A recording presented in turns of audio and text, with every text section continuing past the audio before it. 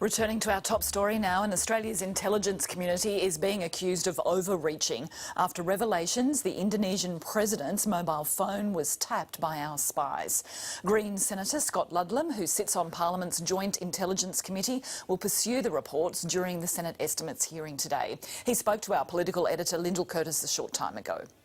Ludlam, welcome to ABC News 24. What do you make of the latest revelation that Australia was at least monitoring phone calls of the Indonesian leadership, including the Indonesian president in 2009? Well, I think it's surveillance overreach come home to roost. And what we're seeing here is surveillance overreach and unregulated surveillance by these spying agencies are now doing serious damage to our diplomatic relationships and to our reputation. But why do you say it's overreach? It's been assumed for a long time that countries collect intelligence on each other. Sure. Look, the reasons that we're given for these technologies being deployed in other countries and internally here in Australia is for counter-terrorism, for organised crime, you know, for really serious criminal activity, pedophile rings and that kind of stuff. Are we seriously meant to accept that the President of Indonesia, his wife, his leadership team are a national security threat to Australia? Because if they're not, why are their phones being hacked? But aren't those reasons you gave reasons for spying domestically, not necessarily for collecting intelligence overseas?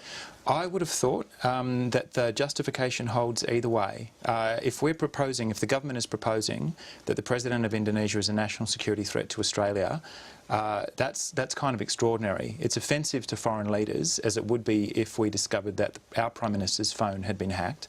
And what we saw with the NSA spying on German leaders, for example, is this has serious diplomatic impacts when countries that are trying to collaborate with each other are then found to be spying on each other as well.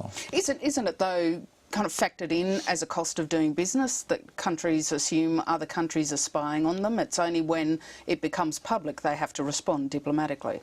Well, look, I think we need to take a serious look at what these agencies are set up to do. They have limited resources, they operate under large budgets, but they're nonetheless limited resources. Wouldn't we prefer that they were spying on terror cells and organised crime activity rather than freelancing and going off spying on foreign governments?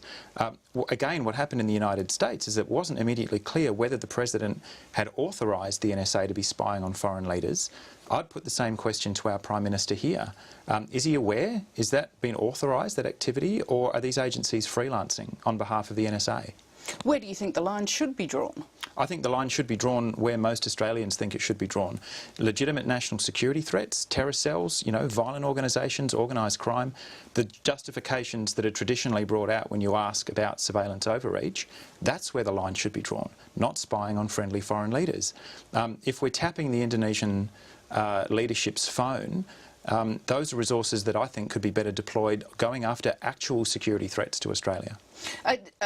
How much parliamentary oversight, or is there any parliamentary oversight of the work that the spy agencies do? Not really. So the IGIS is sort of internal, and all the internal reporting that goes to the Inspector General is not something that the Parliament gets to see. There's also an Intelligence and Security Parliamentary Committee which does a lot of its work behind closed doors, and the bulk of the Parliament has no idea what's going on. Now, I accept there are some lines that should be drawn, that there are genuine national security threats out there that we don't want to expose our response to, but this is a really clear example in my book of overreach, of something crossing the line.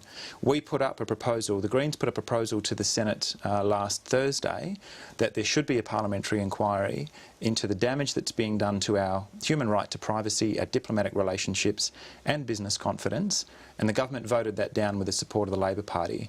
That's something we need to take another look at. There have been long reports that other countries are spying on Australia, particularly China's been noted as one of the potential cyber security threats. If other countries spy on Australia, doesn't Australia have a right to look after its own interests overseas? Well, the Chinese example is instructive because this particular unit that we know a little bit about is engaged in large-scale industrial espionage and has nothing to do with Chinese national security.